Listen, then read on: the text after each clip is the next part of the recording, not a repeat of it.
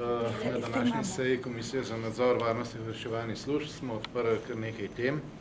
Prva je bila povezana s financami in sicer lahko smo ugotovili, da so vse službe, za katere smo pristojni, poslovale racionalno in da so v celoti uresničile svoje načrte. Se je pa žal izkazala za resnično vest, ki so jo nekateri mediji že objavili, da je prišlo v enem primeru do zlorabe javnih sredstev pri uslužbencu, ki je bil napoten v tujino strani Ministrstva za obrambo in proti njemu je že vložena kazenska ovadba. Se je pa ob preiskavi in pa reviziji, ki so jo sprožila ta odkritja, ugotovilo, da je utemeljen sum, da je še v dveh primerih in sicer v okviru Sove prišlo do podobnega ravnanja.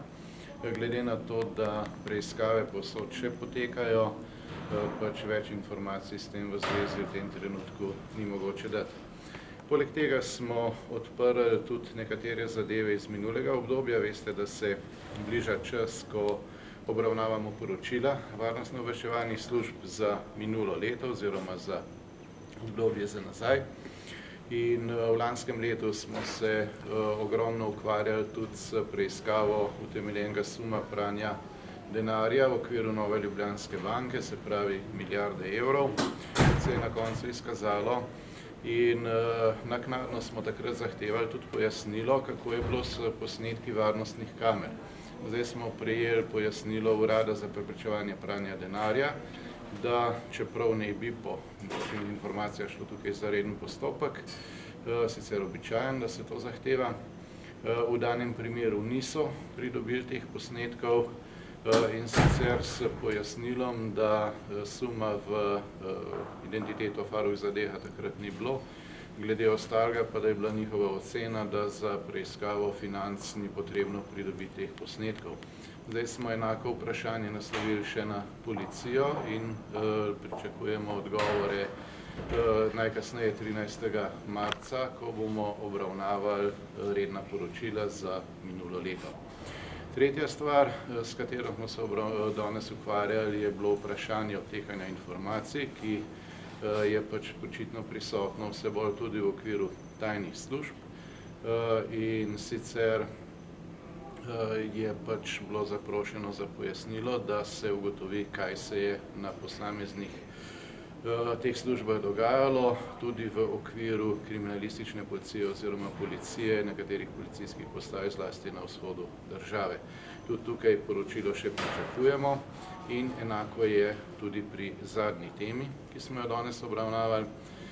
Vsi dobro veste, da je zdaj se bistveno spremenilo pač okolje, mednarodno okolje po prihodu ilegalnih migrantov po množičnem valu, kjer je prišlo do sodelovanja zlasti radikalnih, se pravi nasilju naklonjenih levičarjev, imenovanih Antifa, s pač muslimani oziroma s radikalnimi islamisti in so potem skupaj razbijali po Evropi, se je začel zaostrovati tudi odnos do levih skrajnežev. Veste, da je bila prej moda v Evropski uniji, da so bila dvojna merila, preganjalo se je desne skrajneže, skrajneži pa so zato pa posebej poudarjeni tisti, ki so dejansko pripravljeni poseči po nasilju in samo tisti so skrajneži.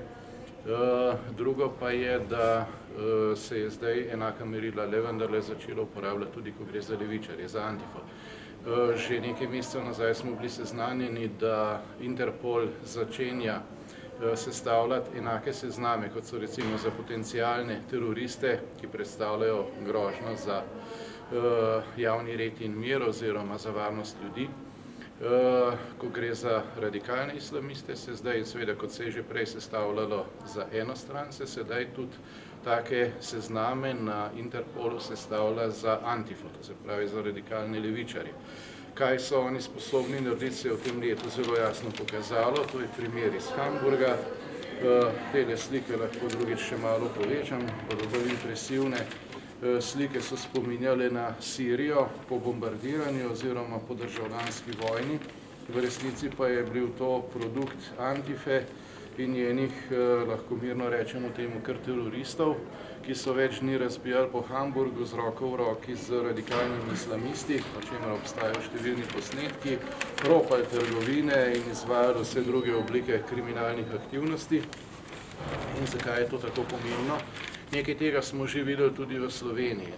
Videli smo zakrinkane posameznike s palcem v rokah, ki so stali v Kotnikovi, da bi zaščitili ilegalne migrante in pri tem bi očitno pripravljen uporabiti nasilje proti lastnemu narodu. Takrat je posredovala tudi policija in razmejila dogajanje, tako da do ničesar hudega ni prišlo. No, ampak zdaj pa se napovedujeta kar dva festivala Antife v Sloveniji. Eden bo že 6.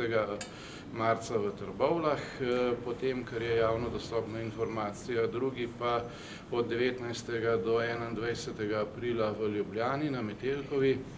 Glede na to, da čedalje več držav Antifo obravnava kot teroristično organizacijo, nekatere celo to že izrecno tako imenujejo, glede na ta spremenjen odnos, bo zelo varnostno problematično, če postane Slovenija pribežališče za Antifo oziroma za levičarske skrajneže, in zato smo tudi zahtevali, da nas posebej seznanijo z nadzorom na teh prireditvah. Sam osebno bi tukaj posebej podčrtal zanimivost, da v ljubljanski festival oziroma Antifa Fest, ki bo očitno vseevropski, napoveduje udeležbo od Italije, Velike Britanije in tako naprej, poteka ravno na Hitlerjev rojstni dan, kar verjetno ni naključje, no, ampak socialisti so očitno res isti.